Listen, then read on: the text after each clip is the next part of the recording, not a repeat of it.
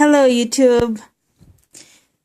This is my Vanda Pachara Delight, which I purchased from Hawaii 3 months ago, and it's blooming. I showed you this plant in spike a few weeks ago, I believe, and it finally decided to open up in full bloom, and it is gorgeous. It is so pretty, so pretty. I'm just holding it here against the sun so you could see the color well, because I couldn't seem to get the color properly where it was hung. But it is a very famous Vanda. It has won several awards, and it's I actually saw pictures of it before I ever considered getting a Vanda, and when I decided that I would get one, I thought this had to be my first one. So this is the one I got.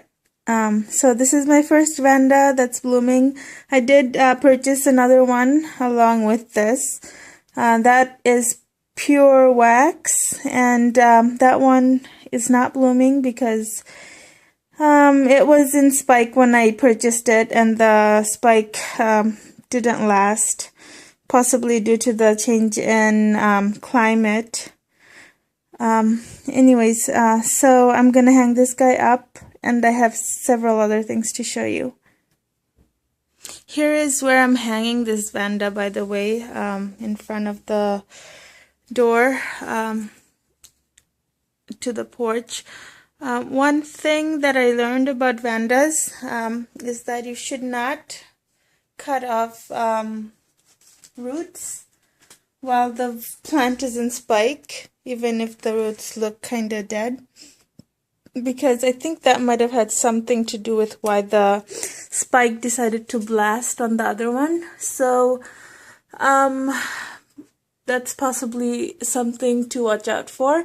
But I have been feeding this guy bloom boosting fertilizer.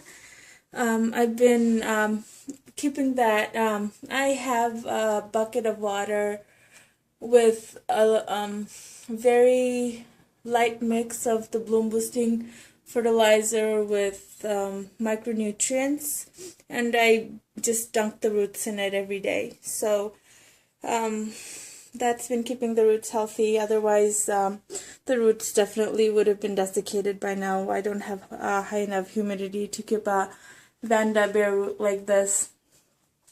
So the other things I wanted to show you is this guy. First of all is the plumeria. One of the two plumerias actually I purchased from Hawaii as well. It is blooming, and it doesn't have a fragrance yet. It just bloomed. The bloom just opened up for the first time today, and still no fragrance. And I know it has to be fragrance because it's a plumeria. I'll be smelling it tomorrow to see how this fragrance is coming along, but I am very happy to have this guy blooming. And